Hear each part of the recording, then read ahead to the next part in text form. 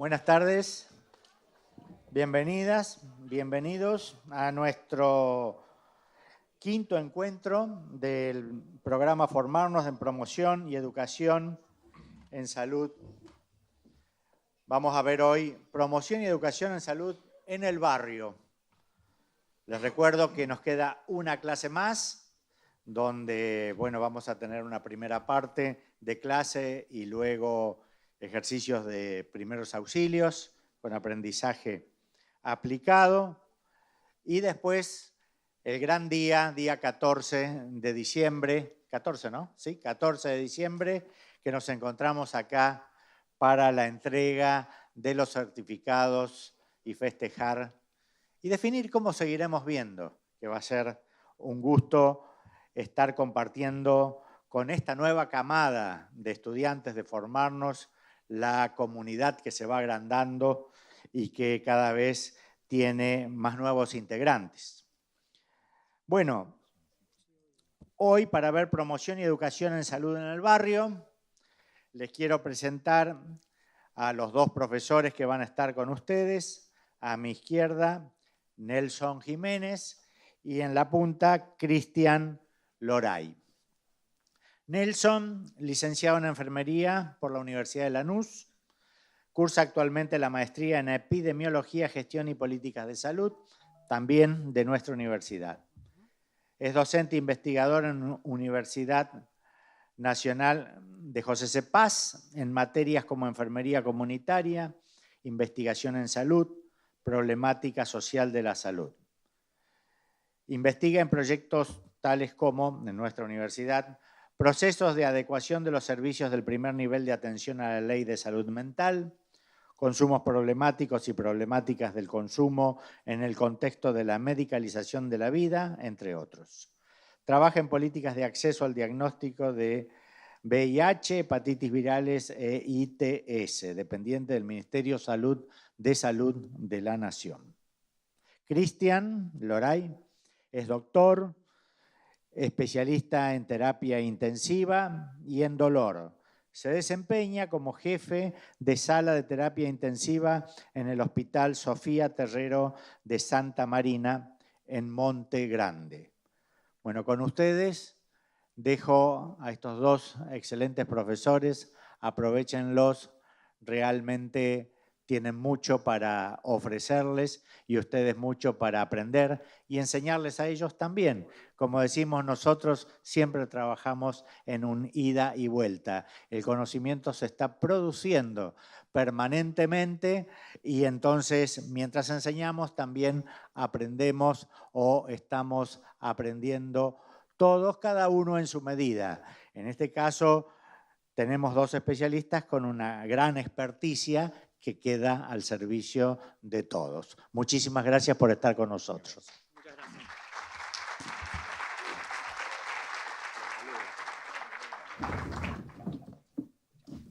Muchas gracias. Bueno, ¿se escucha ahí? Sí, ¿no? Bueno, primero buenas tardes para todas y todos. Bien, les decía un poco, les venía contando Nerio con acertadas palabras, un poco tal vez queriendo introducir a la temática de hoy que tiene que ver con el módulo 5, Educación Popular y Salud, o actividades de salud, enseñanza de salud en el barrio. Es importante esto que nos decía Nerio recién de estar aprendiendo todo el tiempo. Creo que esta dialéctica es la que un poco queremos e intentaremos llevar a cabo y lograr especialmente hoy, seguramente durante todo el curso del formarnos en salud comunitaria, pero especialmente hoy también a través de la educación popular en salud. Tengo entendido que muchos y muchas de ustedes tienen inserciones territoriales en los barrios y que vienen trabajando algunas cuestiones, con lo cual seguramente va a ser muy productivo poder hablar con ustedes todas estas cuestiones que tienen que ver con la educación popular y la educación en salud, y seguramente vamos a aprender nosotros también un montón sobre eso. La idea del encuentro de hoy es que sea lo menos expositivo posible y lo más dialogado, ¿no? Llevadero, para que podamos entre todos y todas recuperar esos saberes y traer esas intervenciones en los barrios que seguramente ustedes ya digo, las conocen, saben de qué se tratan y traerlas a este espacio va a ser muy interesante, muy enriquecedor, no solo para quienes han realizado esas actividades, sino poder compartirlas a la luz de la experiencia nos va a enriquecer un montón seguramente a los aportes teóricos y a esas reflexiones prácticas que vamos a ir teniendo a lo largo de la jornada. Bueno, la Organización Mundial de la Salud, ¿el otro micrófono? ¿Quedó por ahí?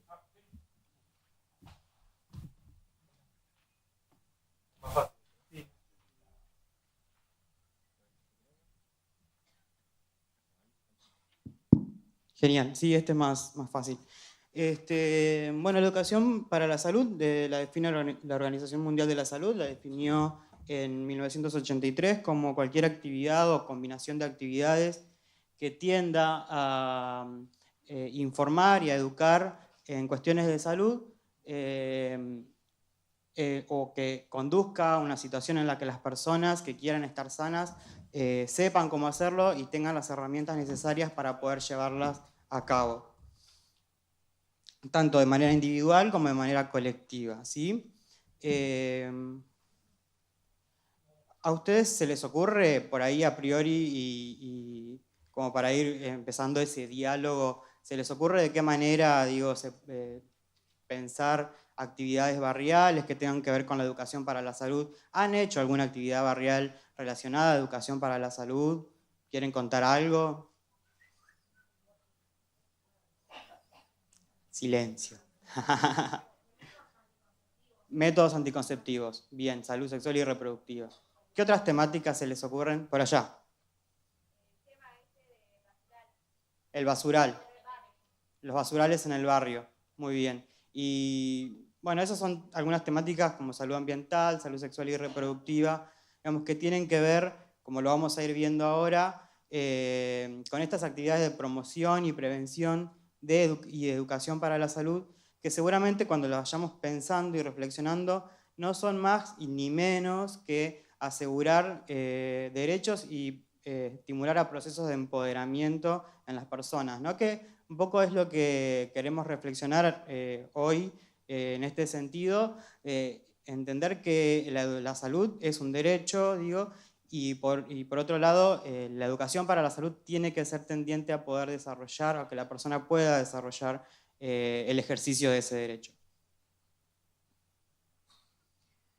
Esto que les decía recién, ¿qué queremos propiciar siempre? Bueno, el autocuidado. El autocuidado que es aquello que hacemos todo el tiempo, todos y todas, desde que nos levantamos y seguramente durmiendo, mientras dormimos también, tiene que ver con procesos que están incorporados en nosotros y en nosotras y que están cultural e históricamente determinados.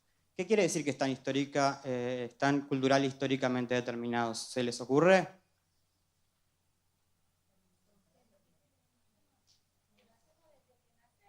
Muy bien, que lo hacemos desde que nacemos, que lo aprendimos, nos enseñaron nuestros padres o las personas que nos criaron, están determinados en un contexto histórico, es decir, para nosotros seguramente que compartimos espacio en Lanús o en el conurbano bonaerense, no va a ser lo mismo el cuidado acá, sí, que en otro lugar geográfico del mismo país o de otro país, y seguramente tampoco va a ser igual el autocuidado o lo que podemos definir como autocuidado hoy a lo que fue hace 20 años, 100 años atrás o lo que va a ser dentro de 100 años seguramente. Eso quiere decir un poco que el autocuidado siempre es cultural e históricamente determinado.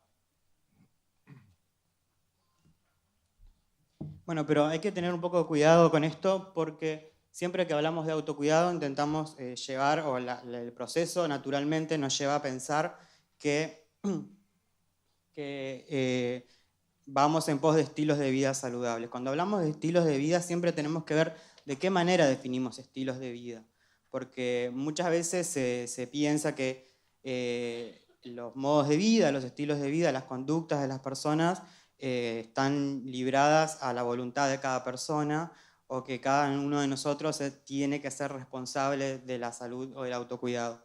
Y en verdad, eso es un poco verdad, pero también hay un contexto, hay una estructura, hay cuestiones que hacen más allá, digamos, de la voluntad del autocuidado propio, que tienen que ver con cuestiones económicas, culturales, políticas, ¿sí? Que van poniéndose en juego todo el tiempo. Es decir, una persona tal vez no tiene hábito tabáquico solo porque quiere, sino porque hay todo un mercado detrás de las cuestiones tabáquicas, o hablando de la salud sexual y reproductiva, también lo mismo, seguramente hay un montón de cuestiones más complejas. No pensar en estilos de vida no quiere decir que reduzcamos, que hagamos reduccionismo en que la culpa siempre es de la persona porque la persona se enferma porque quiere. No, sino que tenemos que pensarlo de una manera mucho más compleja y poder darnos cuenta cuando vamos a hacer una intervención de salud en el barrio, que los problemas de salud no solo tienen que ver con una decisión individual o personal, sino que además también hay otras cuestiones que van interviniendo en eso que llamamos proceso salud, enfermedad, atención y cuidado. ¿Sí? ¿Ya han escuchado hablar en este curso de eso, del proceso salud, enfermedad, atención y cuidado? Sí. ¿Qué escucharon? ¿Me quieren contar un poco?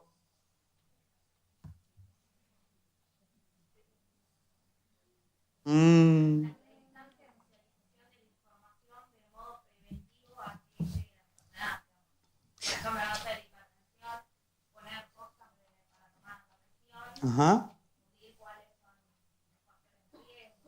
Bien, es interesante eso también. Poder pensar, como decía la compañera, esas cuestiones que tienen que ver con los factores de riesgo. Ella nombraba los factores de riesgo. También es otra cosa que muchas veces nos tiende a reducir un poco la cuestión salud, la cuestión que es más compleja, ¿no? Porque la medicina, básicamente, o la medicina tradicional, esa que estamos un poco poniendo en tensión, lo que hace muchas veces es esto, de hablar de estilos de vida y hablar de factores de riesgo y factores de protección como si fuera algo que se da naturalmente o que está dado, y muchas veces no se puede o se puede hacer algo con eso, y termina siendo, como decíamos recién, el factor de riesgo del tabaco está presente porque la persona fuma porque quiere fumar.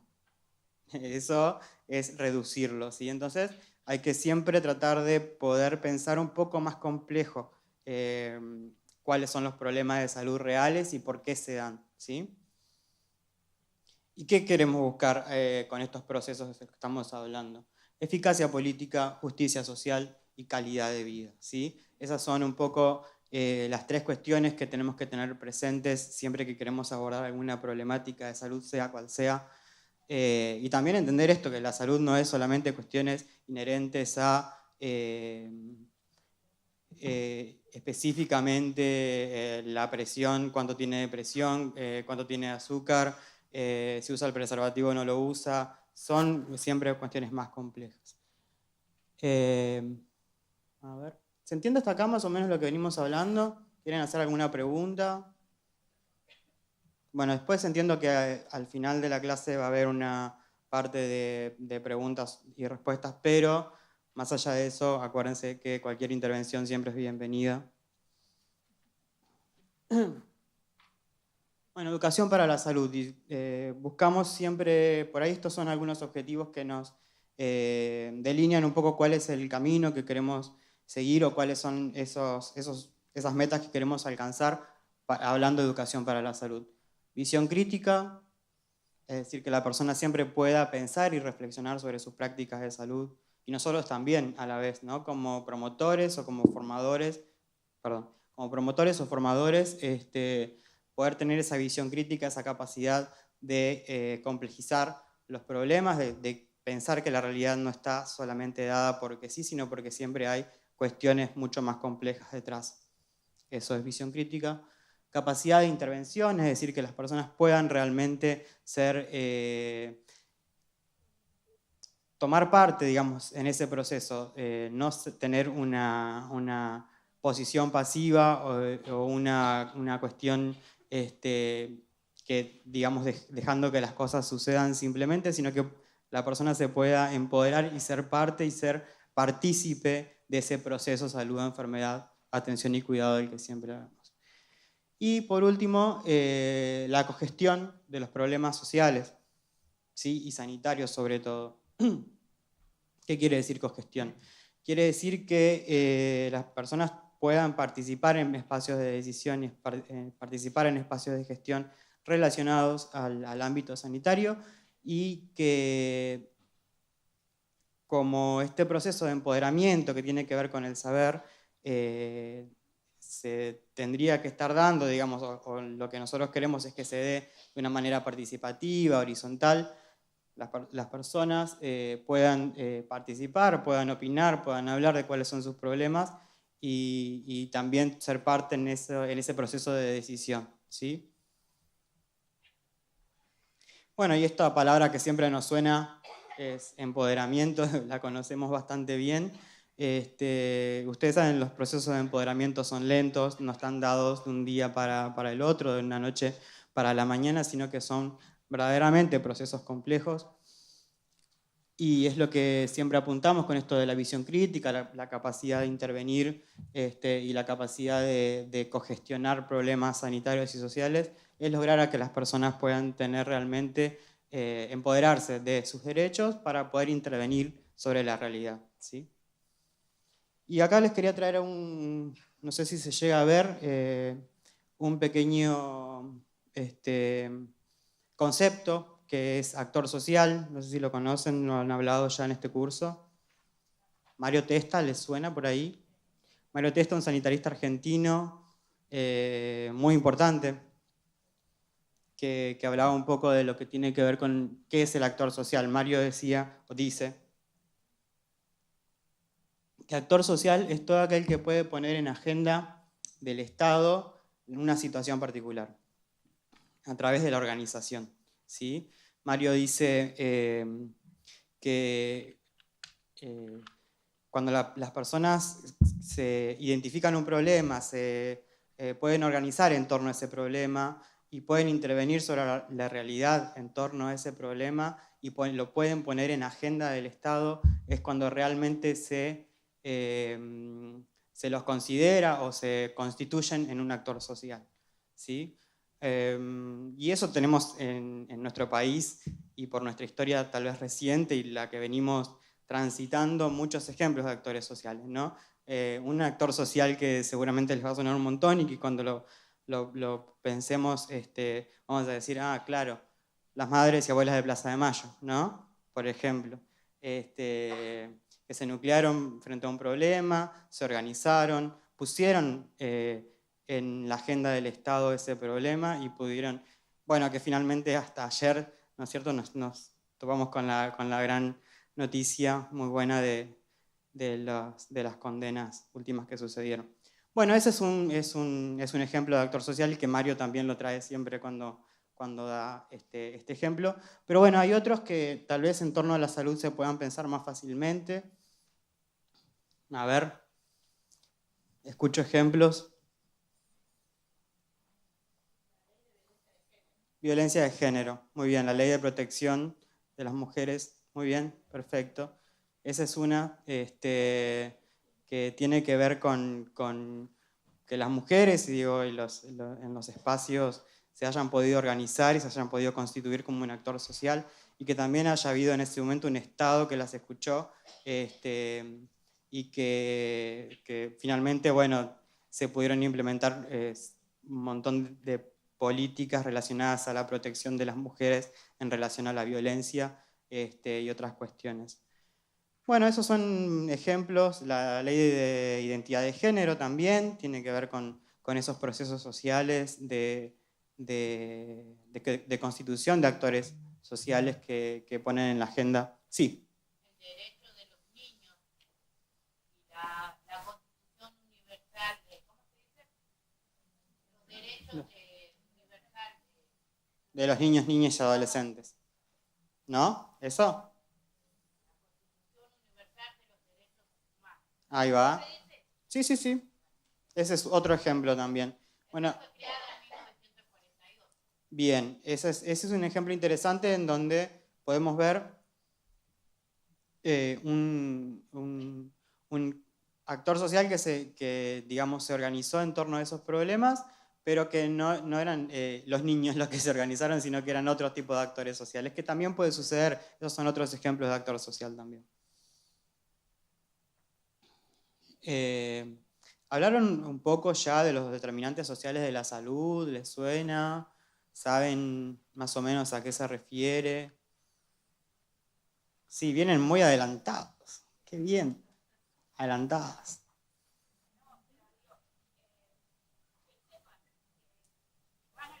Muy bien.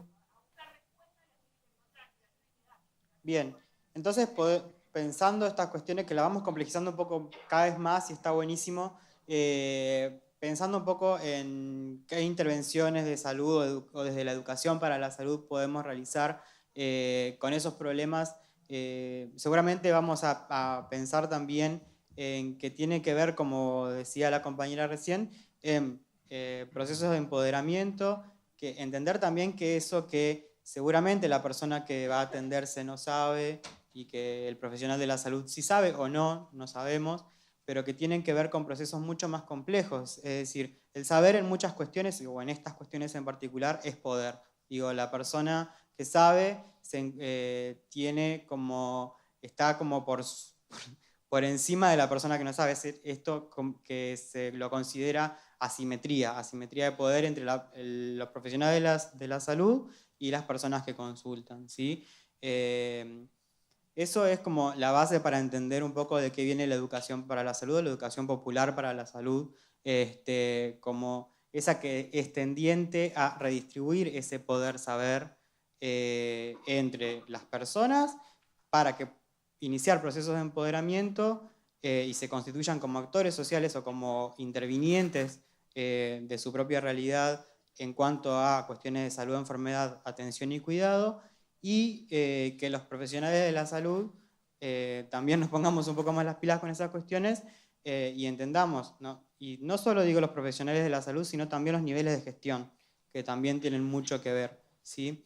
Y como lo vemos en esta filmina, cuando hablamos de salud, enfermedad, atención y cuidado, es un proceso que es continuo, por eso es circular, y está todo el tiempo atravesado por cuestiones de género, de clase, de etnia, de trabajo, culturales o de educación, y que a su vez también están condicionados por cuestiones estructurales, cuestiones relacionales y condiciones materiales de vida, ¿sí?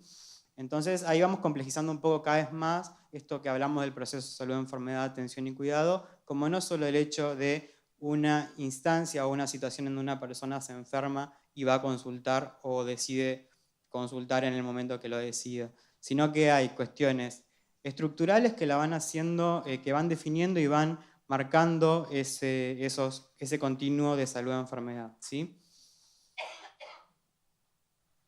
Seguramente no va a acceder igual una persona definida como varón o otra persona definida como mujer o como mujer trans o como varón trans a un servicio de salud. Seguramente personas con bajos ingresos o bajos recursos no puedan acceder de igual manera, y esto tiene que ver un poco también con lo que está actualmente discutiéndose en cuestiones de salud, que tiene que ver con la cobertura universal en salud. Seguramente la habrán escuchado, la CUS, que es un poco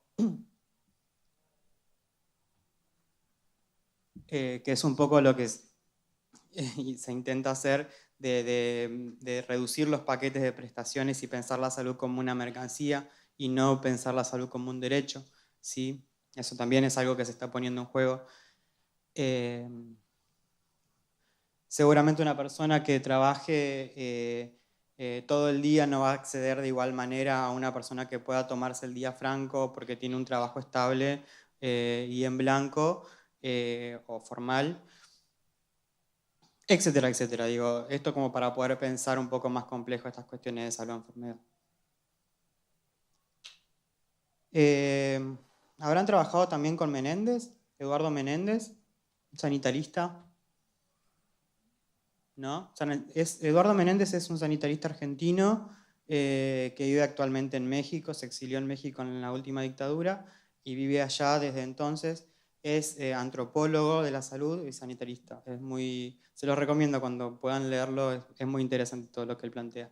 Eduardo Menéndez tiene tiene un postulado central para él de todo su trabajo y toda su obra que habla del modelo médico hegemónico y habla de un modelo de atención. Y él dice, existen varios modelos de atención o formas en que las personas atienden sus padecimientos de salud. Y habla del modelo médico hegemónico, digamos, no poniendo en el centro de la crítica al médico en sí, sino a todos los profesionales de la salud o a todas personas curadoras, las llama él, a todas aquellas personas que brindan atención en salud, ¿sí? Dice que una característica central de ese modelo, el modelo hegemónico de atención, es el biologismo, es esto que decíamos cuando empezamos hace un rato, es reducir todas las cuestiones de salud a problemas biológicos, y eso se llama biologismo o biologicismo, lo pueden encontrar de las dos maneras.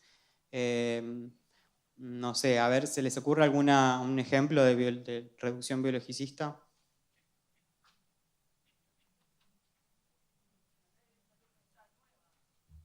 A ver, la ley de salud mental, me dicen. ¿En qué sentido podría ser? ¿Cómo? ¿La ley de salud mental nueva te parece que atrás? Ah, la reforma que quieren hacer a la ley de salud mental. Perfecto, sí. Por ejemplo, es un muy buen ejemplo los padecimientos mentales que aborda la ley de salud mental, porque la ley de salud mental nos explica esto, nos dice que los padecimientos mentales tienen que ver con procesos históricos y sociales y que están dados por cuestiones complejas y estructurales, y justamente lo que quieren hacer ahora es este retroceso un poco reduciendo a las cuestiones biológicas de los padecimientos mentales. Es un muy buen ejemplo porque es justamente uno de los grandes problemas que estamos atravesando ahora en cuestiones de salud mental, que se está intentando reabrir el manicomio o los hospitales monovalentes y que reducen cualquier sufrimiento, cualquier padecimiento mental a una enfermedad biológica, cerebral o conductual y la medicalizan de esa manera. Eso es reduccionismo biológico y está muy bien el ejemplo. ¿Cómo?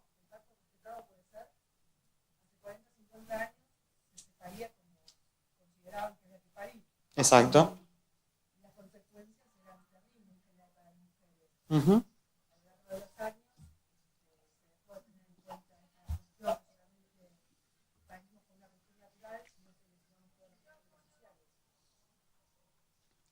Bien, lo que nos contaba la compañera es el tema del parto respetado. Ella dice que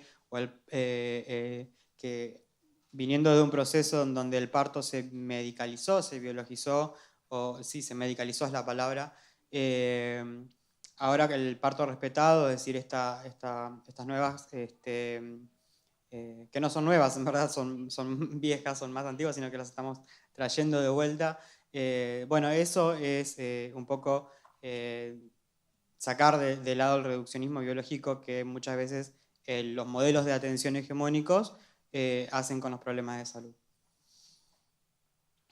Bueno, Eduardo Menéndez nos va a decir que la forma en que se sostiene ese modelo es por consenso y por coerción. Es como una doble cara de la misma moneda, dice él. El consenso, digamos, que existe de la sociedad en general, de hacer que, digamos, hay algo que el modelo tiene que es cientificista, es decir, tiene formas de aprobar o de probar que lo que dice el modelo, las formas de atención biológicas son pragmáticamente dan respuesta a los problemas de salud de las personas, ¿sí?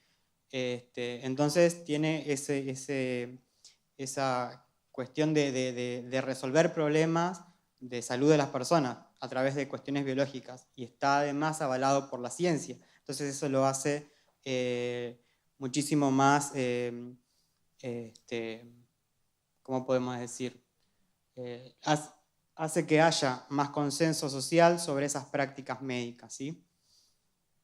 Y coerción porque es justamente una opresión sobre, en términos freirianos, un poco Freire lo que dice, que ahora lo vamos a ver bien, es que la persona opresora es la persona que sabe y la persona oprimida es la persona que no sabe. Entonces, el opresor, a través de ese saber o ese saber poder que hablábamos hace un rato, puede lograr o logra sostener ese modelo. Como el biologicismo lo que hace es desconocer esos determinantes sociales de la salud de los que hablábamos hace un rato, nos reduce ampliamente el campo de acción para la educación popular para la salud o para la educación en sí para la salud. Bueno, y acá sí en términos más freirianos, digamos, puros, hablando de lo que es la educación bancaria, haciendo por ahí una analogía con este modelo médico hegemónico y la educación bancaria, ¿no? Que parecieran que vienen muy de la mano, hasta ahora es lo que estamos viendo, es esa simetría entre la persona que enseña y la persona que educa. La opresión, esto que decíamos recién, la opresión de los sectores subalternos, y que también nos reduce ampliamente el campo para trabajar, digamos, en cuestiones de educación para la salud. ¿Se les ocurren ejemplos de todo esto que estamos hablando? Muchos, todo el tiempo, ¿no? Sí. Seguramente cuando pensamos en esto de cuando vamos al médico, cuando nos suceden cuestiones relacionadas a nuestra salud o enfermedad, nos vemos atravesados por todo esto, incluso sin darnos cuenta, muchas veces. Un ejemplo que es muy clásico es cuando el médico nos dice, nos da una dieta, el médico o cualquier profesional de la salud, ¿no? Eso tenemos consenso sobre eso. Nos da una dieta para reducir el colesterol, por ejemplo, no sé, se me ocurre. ¿Y qué pasa si yo llego a casa y me encuentro con que de todo el listado de comida no puedo tener nada de eso porque tal vez no tengo los recursos económicos para poder conseguir o para poder llevar adelante ese plan de dieta? Bueno, esa es una cuestión, digamos, es un reduccionismo biológico porque hay una hipercolesterolemia que se llamaría, digamos, un aumento del colesterol, pero cuando el profesional de la salud va a intervenir sobre ese problema, nos encontramos con que no tuvo en cuenta las cuestiones o los determinantes sociales de la salud de lo que siempre hablamos. ¿Qué hago con la dieta? Nada, ¿no es cierto?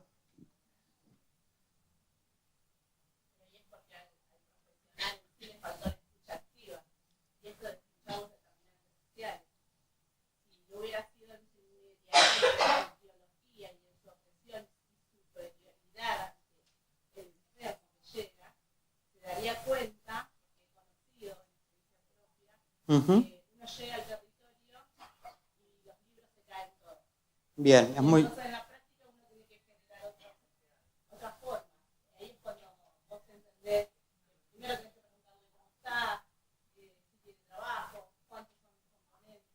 Muy bien. Creo que todo el tiempo pasa esto del modelo hegemónico, de la opresión, porque culturalmente, inconscientemente en un colectivo, creemos que hay otros arriba nuestros, ¿no?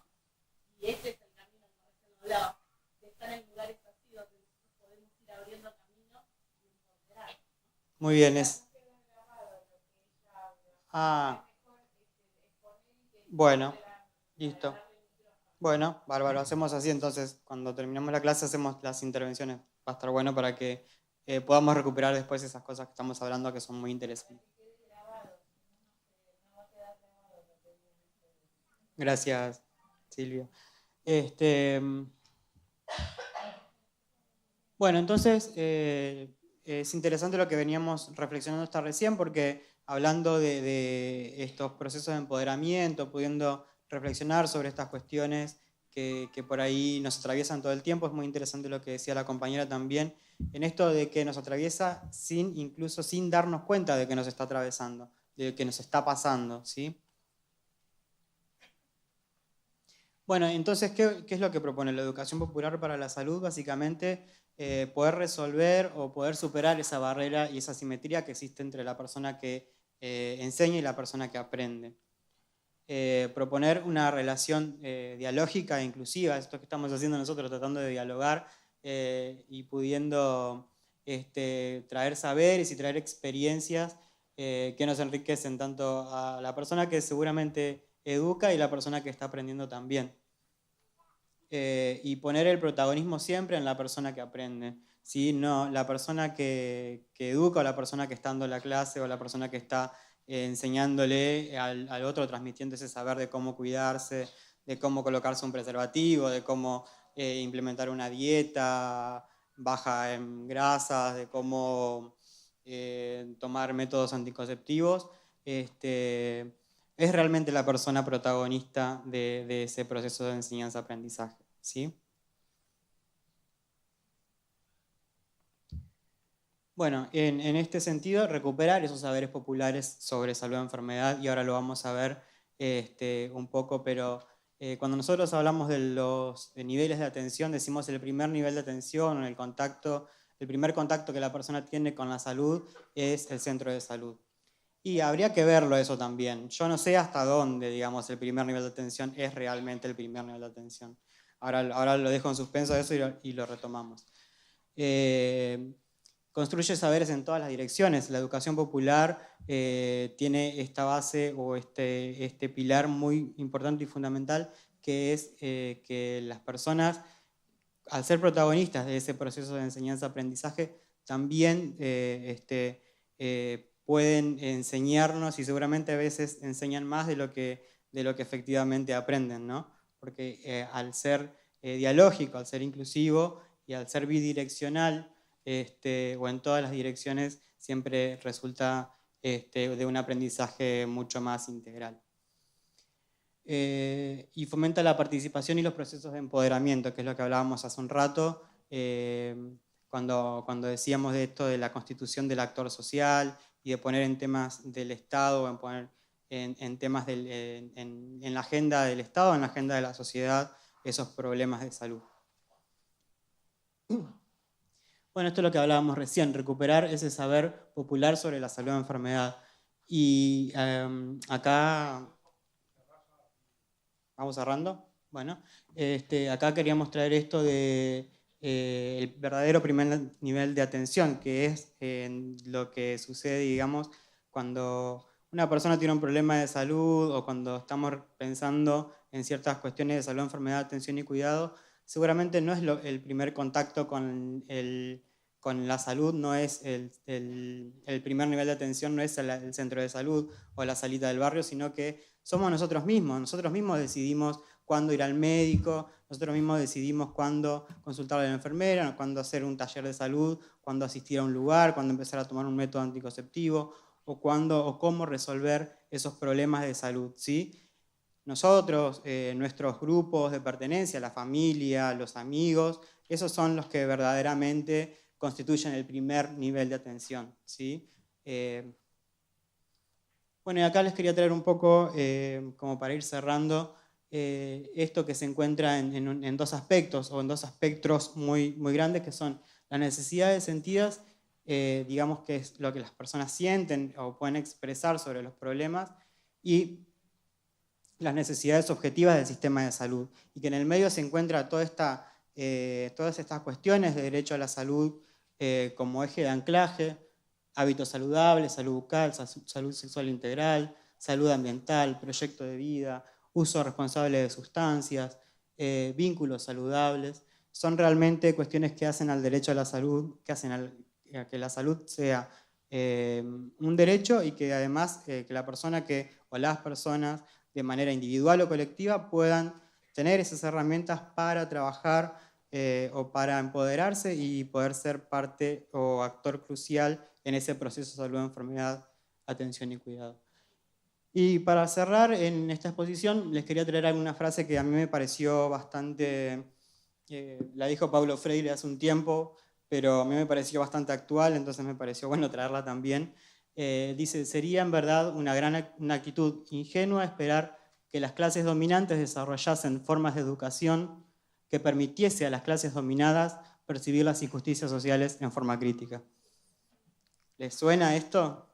Sí, totalmente, ¿no? Digo, en esto de cuando hablamos del derecho a la salud, seguramente las clases dominantes no quieren que la gente sepa cuáles son los derechos, porque es lo que sucede, ¿no? Un ejemplo de esto de la CUS que hablábamos hace un rato, también es muy... Nos dicen que la CUS va a ampliar el derecho, que todo el mundo va a tener cobertura de salud y que cualquier persona va a ir al hospital y va a ser como ir a una clínica. En verdad se está reduciendo el derecho a la salud, se está pensando la salud como una mercancía y estamos dejando de lado el derecho a la salud. Entonces también es importante que las clases dominantes seguramente no quieren que podamos pensar y repensar de forma crítica los procesos de salud o enfermedad, que podamos hablar del derecho a la salud de las personas, pero es lo que tenemos que tener presente cuando vamos al barrio y trabajamos con las personas sobre ese reconocimiento o ese encuentro, ese espacio de encuentro que hay entre las necesidades de las personas, las necesidades de los equipos de salud o del Estado en sí, que tiene que ver con el proceso de empoderamiento y que tiene que ver con los derechos en salud. Así que bueno, muchas gracias.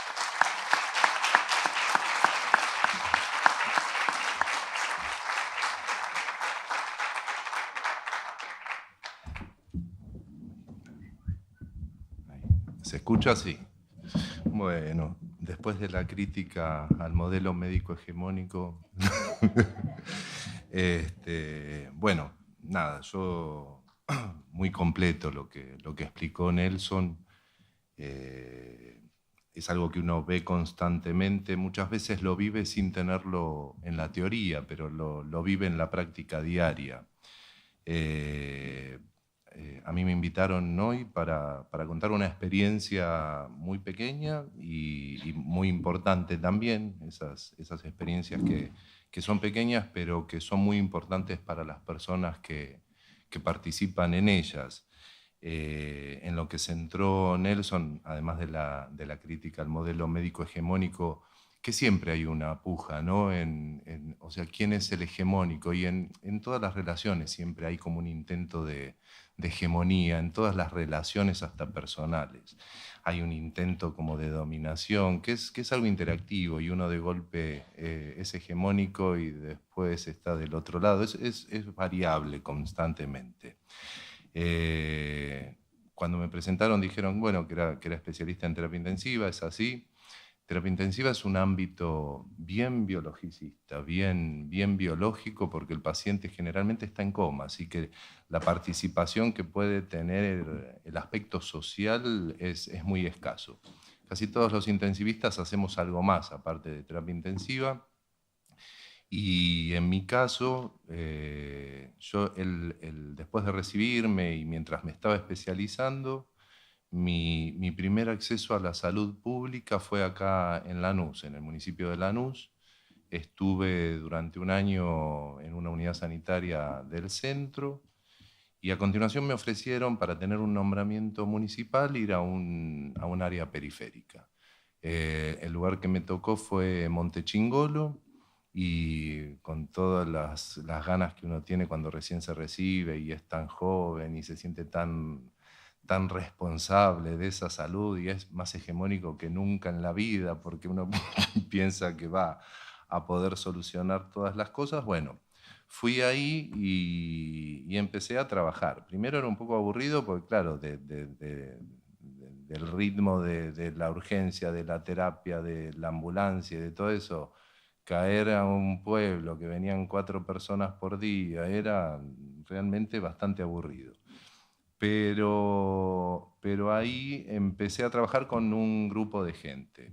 La sala donde yo trabajo es una sala de esas que conocerán, hay muchas en la provincia, que son las del Plan Muñiz, esas que son a 2 aguas.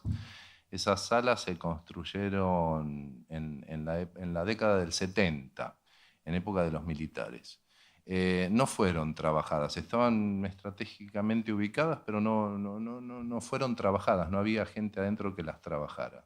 La primera vez que las trabajan es en la década del 80, en la gobernación de Cafiero, con un ministro de salud que tuvo Cafiero en ese momento, que fue el doctor Floreal Ferrara, y que escribió junto con mucha gente un programa que era el programa Atamdos. Así se llama justamente la sala donde trabajo, Atamdos.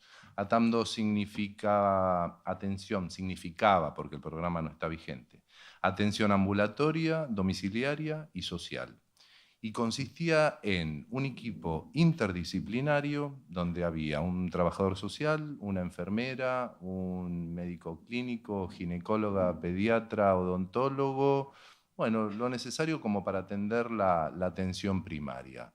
Tenía una característica que tenían una población asignada a estos equipos atamdos, que era alrededor de 400 familias, 2.000, 3.000 personas aproximadamente, y tenían una característica que era la dedicación exclusiva, solo podían trabajar en este programa. A cambio de eso, el sueldo que tenían era el mismo sueldo que tenía el ministro de ese momento. Había un automonitoreo, porque los profesionales que trabajaban estaban monitoreándose ellos mismos. Cuando alguno quería hacer un trabajo extra, le decían, estás ganando lo del ministro, nadie quería perder eso. Se empezó a desarrollar esto que es el ida y vuelta con la población, y había realmente una participación activa. El programa fue muy exitoso, según quien lo vea. Yo creo que para todos nosotros fue muy exitoso. Pero empezó a haber una participación y un acceso a la salud y un uso del derecho a la salud que empezó a afectar otros intereses, porque la gente dejó de asistir a los hospitales como asistía o como asiste hoy, que la gente llena las guardias de los hospitales, y a la guardia del hospital va el que tiene un paro y el que tiene un dolor porque miró para atrás medio torcido, que abarrota la guardia de los hospitales, que hace que funcionen más las guardias, vació los hospitales, con lo cual las compras en los hospitales redujeron mucho. Y otra cosa que afectó fue que la gente, como se daba este ida y vuelta, empezó a ver más uso de las medicinas tradicionales, populares, que son tan efectivas como las de la industria. Entonces, la gente empezó a consumir menos medicamentos y a asistir menos a los hospitales. Afectó seriamente intereses económicos que en la salud hay. Así que no prosperó por eso, básicamente. Pasó ese momento, eso se congeló, la gente siguió, pero fue congelándose el sueldo, con inflación, lo demás, quedaron con sueldos normales como los que tiene cualquier profesional de la salud hoy. En esa unidad sanitaria que quedó con esa impronta, con un gran apoyo comunitario, con un gran respaldo, como hablábamos, de la comunidad, se siguió atendiendo. Ahí empecé a atender, y después de unos años, en el 2008, previo se instala el programa de médicos comunitarios, que también manda un equipo, ya no con los sueldos del ministro, pero manda un equipo a la unidad sanitaria para poder hacer un trabajo comunitario. Junto con este equipo había lo mismo, conformado de la misma manera. Entonces, claro, había gente que había participado por ahí en las escuelas de la zona. Entonces, un día hay una invitación, esta es la experiencia que vine a contarles. Hace una invitación porque había una consulta desde la escuela más cercana a la unidad sanitaria, una consulta porque había mucha violencia, o los maestros notaban mucha violencia en la escuela. Entonces, bueno, nos acercamos, y al acercarnos se abrió al resto de los actores sociales, ¿no? Porque uno está trabajando, está dentro de un consultorio, está dentro de un aula, está por la calle, está lo que sea. Pero, por ejemplo, para la gente, el acceso a la salud es ese verdaderamente. El primer contacto que se tiene es ese. Y uno en ese puesto es el primer representante también del Estado, del que tiene que dar respuesta. Bueno, nos empezamos a reunir, nos seguimos reuniendo durante un año. Como todo grupo que se reúne, fueron aproximadamente, y muchos maestros y maestras, fueron unos meses primeros de catarsis y de queja de todo lo malo que nos pasaba y todos los temas. Después empezaron a salir temas puntuales y se empezaban a repetir nombres de la comunidad, nuestros y de la comunidad.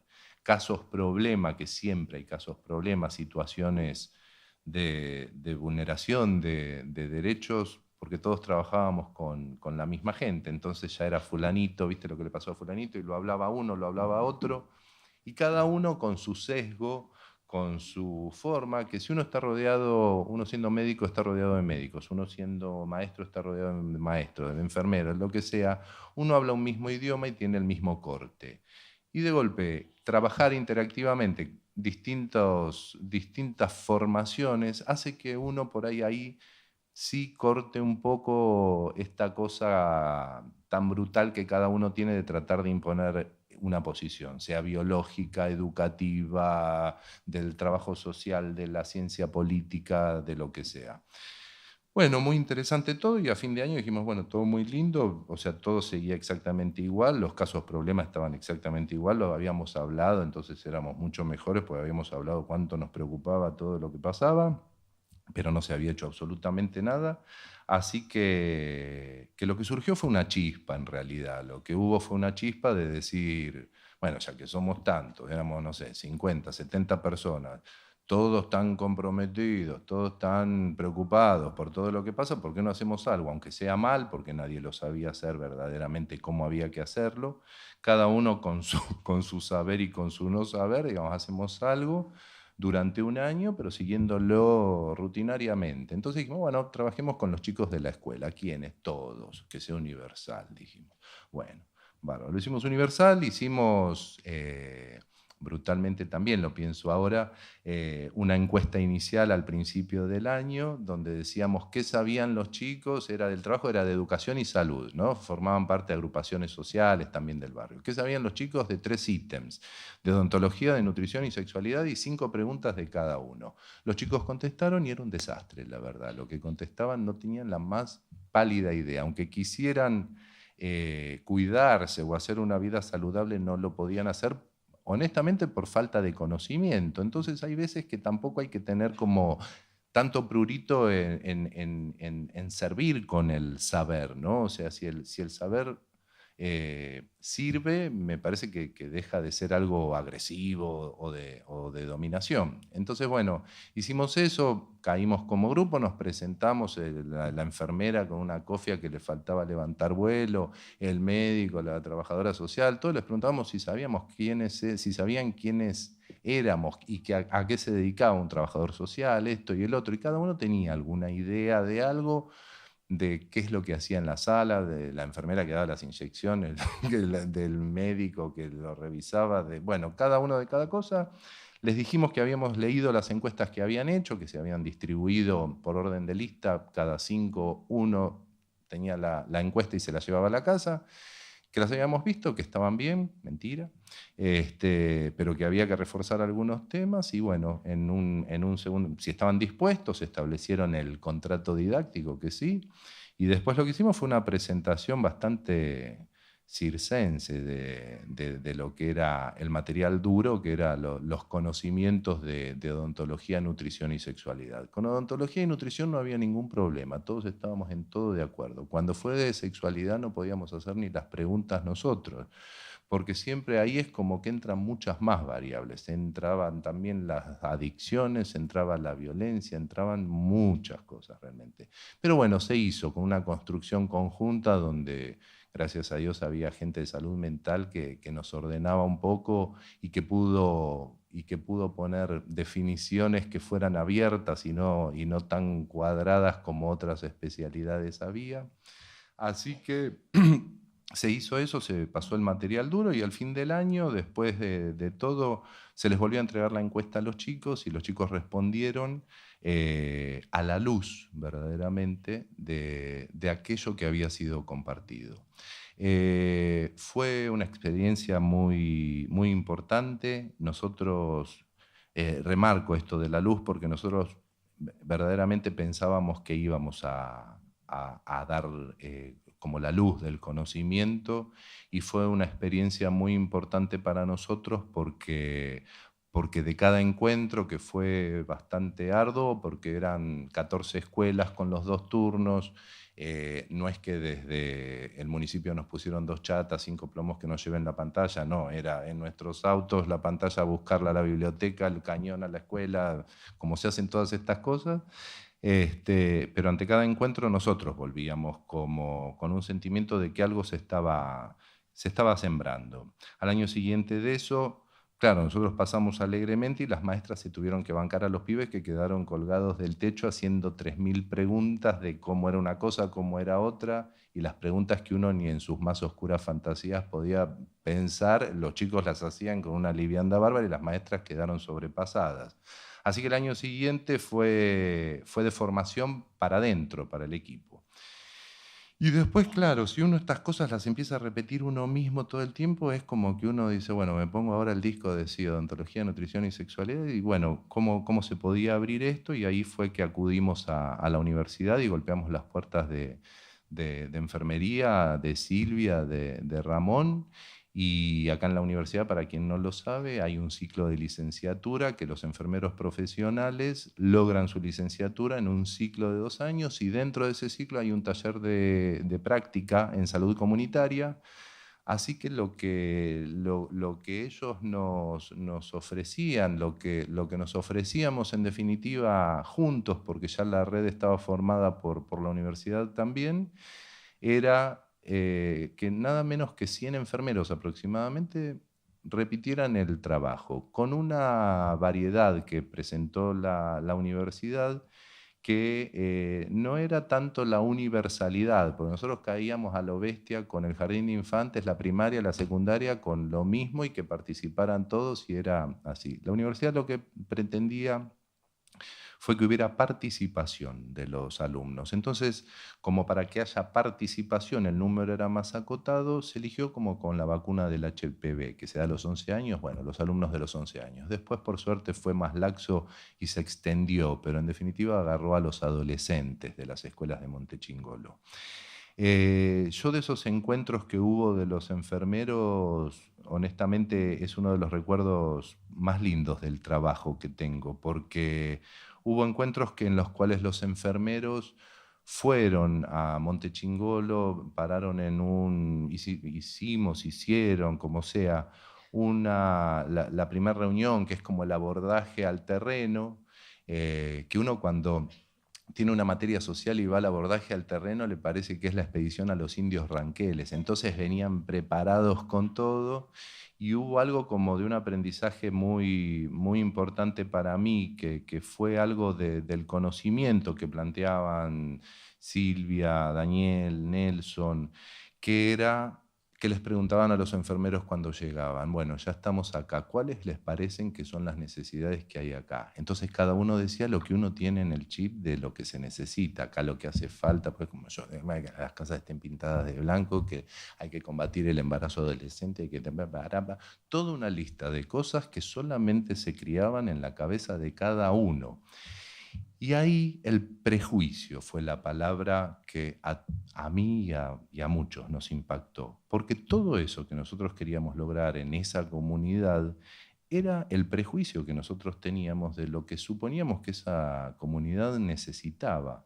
Era sin haber visto a la comunidad. Antes de hablar con los chicos, antes de hablar con los maestros, con nadie, ya sabíamos lo que necesitaban. Y a partir de ahí fue que ellos desarrollaron, cada grupo de alumnos desarrollaron el taller. A través del taller fue un trabajo de investigación que les llevó todo el año, que tuvieron que hacer, replicar la forma inicial, que eran los encuentros como de presentación, diagnóstico, intervención y evaluación, y a lo largo de ese año poder elaborar un proyecto, una investigación sobre cuáles eran las necesidades verdaderamente que había en la comunidad. 2 cosas fundamentales. Una fue lo que se sacaba de esas preguntas, cuando uno realmente escucha cuáles eran los problemas que tenían los chicos o el equipo de salud, que no eran problemas muy distintos a los que cada uno puede tener. era mucho peor que lo que uno podía pensar en muchos aspectos. En los últimos años, la gran consulta, y ya no hecha por las maestras, sino por los alumnos, era sobre la violencia. Un tema que todavía no pudimos abordar porque es un tema tan profundo y que hay que trabajarlo desde tantos lugares que es muy costoso y hay que organizarse mucho para hacerlo. Se pudo tratar, pero indirectamente, pero no algo que lo ataque en forma directa. Una fue eso, y la otra cosa que era muy, muy llamativo era ver la transformación de los alumnos, de los enfermeros, a medida que atravesaban el proceso. Eh, Me acuerdo de Beatriz Pandeles en una de las primeras charlas hablaban los enfermeros, decían, ¿por qué esto y el otro? Y me dice, ¿cómo juzgan? Dice, y uno se la pasa como haciendo eso, juzgando. Cuando uno puede como cortar ese juzgamiento, puede verdaderamente escuchar al otro. Este trabajo se repitió sistemáticamente fue desde el 2008 hasta el año pasado, hasta el 2016. Ahora no sé por qué, pero hay un momento de stand-by en este trabajo. Decíamos que si este trabajo lo podíamos sostener durante 20 años, iba a ser un éxito porque los chicos año tras año hablaban más y hablaban más directamente y no tenían problema en el ejercicio de hablar, de plantear cuál era el problema. Este año verdaderamente es un año de stand-by. Los enfermeros no fueron a Montechingolo, la red misma consideró que bueno, que es un momento, que hay que hablar de otra cosa. Así que vamos a ver, siempre estas cosas no desaparecen, ¿no? Siempre se transforman y después terminan siendo algo. Con respecto a lo que decía Nelson, lo tomaba como apunte porque decía en la educación de la salud, decía que tiene que haber una visión crítica, una capacidad de intervención y una cogestión de los problemas sociales y sanitarios. Y la verdad que es esto lo que uno atraviesa cuando empieza. Primero ver críticamente una situación sanitaria, social, la que sea, que uno quiere modificar porque ve que hay alguien que la está pasando mal. La capacidad de intervenir, que es realmente, por lo menos en la experiencia esta que yo les estoy contando, fue solamente darse el permiso uno de decir, nos organizamos, somos esta cantidad, nos organizamos y empezamos a trabajar.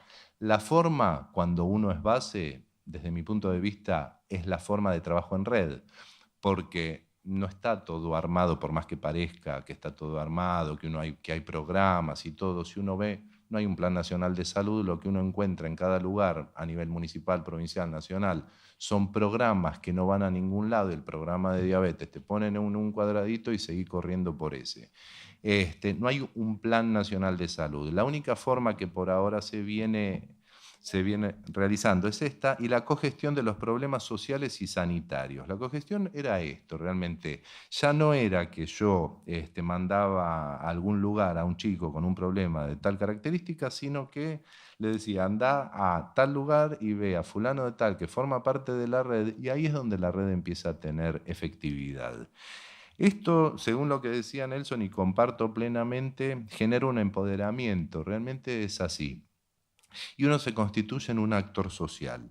La sugerencia o la recomendación que yo tengo para terminar ya, porque es esto, no es más lo que les quería contar, es realmente la sugerencia o la invitación a participar, a no tener realmente un techo o una autocensura de las posibilidades que uno puede hacer, porque cuando uno está acompañado realmente lo que se propone lo puede hacer y escuchando al otro lo puede lograr. Y el desafío que sigue siendo el desafío para mí, antes de venir, hoy vos lo nombraste a Mario Testa y yo lo escuché también decir esto de cómo hacer para ingresar estas cosas en la agenda del Estado. Eso es algo que realmente todavía no sé cómo se hace. Eso habrá que verlo entre todos, cómo se logra esto. Pero lo que sí que participar para poder cambiar las realidades y que haya más acceso a los derechos de la salud, de la educación, a los derechos en general, Yo estoy seguro que a través de la participación y del trabajo en redes es algo que se puede lograr. Eso solo. Gracias.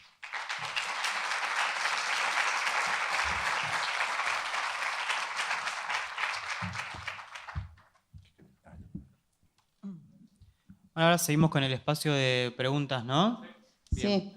Preguntas, aportes. Espera, una cosita quería aclarar, Cristian, porque justamente este año no hemos trabajado con vos, pero es porque el ciclo de licenciatura ya no se cursa más y esa materia no existe más. Entonces ahora pasa a un 5º año que todavía no está en el nuevo plan, que es el que se ajusta a las normativas nacionales para estar acreditados en la calidad que se exige con una estructura distinta. Igual, o sea, más allá de la universidad, no es una crítica que no se haya hecho, es algo, me parece que uno siempre está atravesado por el momento histórico.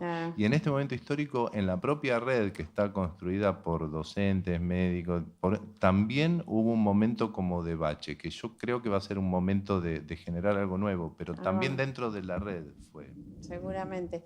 Bueno, les agradecemos y aplaudimos.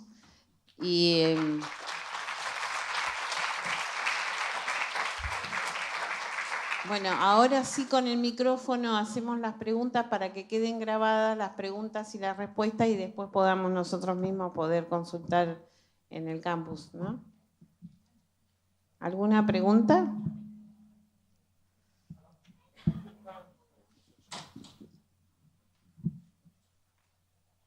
Hacemos 1 o 2 preguntas y vamos a los talleres, si no. Bueno, yo lo que quería preguntar, que más o menos un poco ya lo aclararon, pero era en el campo, ¿cómo hacer para lograr la cogestión, ¿no? Porque me imagino que, o sea, yo lo veo que por ahí en la sala uno, por ahí resulta que la persona va con un problema y pasa que, bueno, pasa esto, ¿no? De que los profesionales, sin criticar, ¿no? Pero es la realidad. Muchas veces pasa que los profesionales se ponen como a juzgar, si se quiere, por qué le pasa esto a esta persona y no logran ver que más allá de eso, bueno, esta persona tiene un problema. Y a su vez mismo esa persona no sabe a quién, bueno, cómo seguir con ese problema, ¿no? Cómo solucionarlo. Y a la vez también, ¿cómo hacemos nosotros como agentes, como promotores, cómo hacemos nosotros como para intervenir sin que bueno, porque muchas veces pasa que por ahí nos dicen, bueno, pero no tenés un lugar fijo o no sos enfermero o no sos, digamos, como no tenés una carrera universitaria, entonces por ahí hasta acá te dejo llegar y más allá de eso me encargo yo. Y entonces por ahí es como que la gente se queda en el medio de la nada, que no sabe no tiene ni la respuesta del profesional y a la vez nosotros tampoco lo podemos ayudar. Bien, es muy interesante la reflexión. Quisiera para esto traer de vuelta a Mario Testa. Él siempre habla de que los procesos son complejos y que siempre seguramente con una charla o con un taller no se va a solucionar nada, ni se va a solucionar ningún problema, ni se va a encauzar ninguna cuestión. Pero él dice algo que es muy interesante, que es esto de iniciar procesos, de que siempre las intervenciones sociales o la educación para la salud en este caso puede ser, digamos, una herramienta o una metodología muy pertinente para esto de iniciar procesos. Obviamente que no vamos a dar un taller y al otro día vamos a esperar que la participación comunitaria sea real y efectiva y concreta, o que las personas puedan tener esta capacidad de cogestión, digamos, en conjunto con los equipos de salud, pero se trata de iniciar procesos, de entender que esto es un poco más complejo de lo que parece y que seguramente cualquier intervención, por más corta que sea o por más puntual que sea, pueda generar ese efecto dominó de iniciar un proceso. Sí, y me parece también como en la cosa conjunta, justamente. O sea, si por ahí la consulta es, y uno es un profesional de la salud y el otro no lo es, me parece que en la conjunción, o sea, cuando uno trabaja en una unidad sanitaria, es promotor, es médico, lo que sea, y en definitiva lo que vos tratás es de dar una solución. Si hay algo que no es de la formación que vos tenés, pero es de la del otro, uno le consulta al otro o le presenta al paciente o el caso al otro y juntos y cada uno desde su lugar arrima como para poder dar respuesta. Me parece que la certeza no la tiene ninguno y en el equipo es donde está la respuesta, ¿no?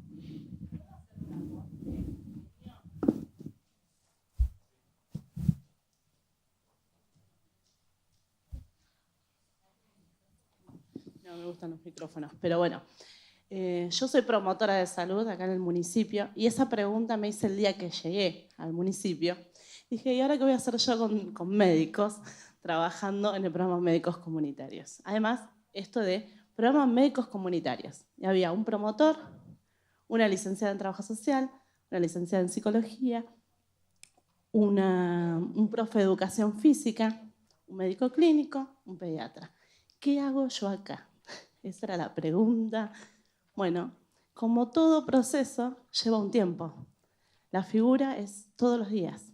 Es todos los días hablar, es todos los días negociar, es todos los días decirle, mire, no sabe leer ni escribir. ¿Usted me puede explicar qué dice en la receta? Así yo se lo transmito. ¿De qué forma? ¿Cómo? Y te vas ganando el respeto también del profesional. Y aquellos que te dicen no profesionales, en algún momento te parás y le decís, yo soy tan profesional como vos que pasaste por una universidad, porque conozco mi comunidad, conozco a esta mujer que vino, sé cuántos nenes tienen, cuáles son sus necesidades, y eso nos permite a nosotros ir abriendo camino, pero es un proceso de hormiga. Ningún cambio es de un día para otro, ni las revoluciones. Llevan tiempo, vas despacito, te fijas qué profesional es más abierto, a cuál te puedes llevar al barrio a vacunar puerta a puerta, y así te vas metiendo de a poquito, pero es un proceso muy lento y no pierdas la esperanza porque se logra. Cristian me conoce, hemos trabajado alguna vez juntos y está bueno esto de, como le decía a él me decía, ¿cómo hacemos el cambio? Le digo, con lugares como estos, donde empecemos a empoderarnos, donde vos sabés que la ley de salud sexual y reproductiva es a partir de los 14 años y se lo empiezas a transmitir a los pibes de la esquina que toman cerveza. Te sentés con ellos y le digas, ¿sabés qué? Vos tenés derecho de ir con tu mamá, con tu papá o con un amigo. Y nadie te lo puede negar. Y si te dicen que no, pedí por el director. Y si te dice que no el director, me buscas a mí, que yo veo cómo hago. Y si tenemos que hacer una nota, hacemos primero una nota. Después rompemos, después prendemos fuego. Pero empecemos a institucionalizar nuestros derechos. Hay instituciones. Entonces hagamos paso por paso. Que la última instancia sea prender fuego a la unidad sanitaria.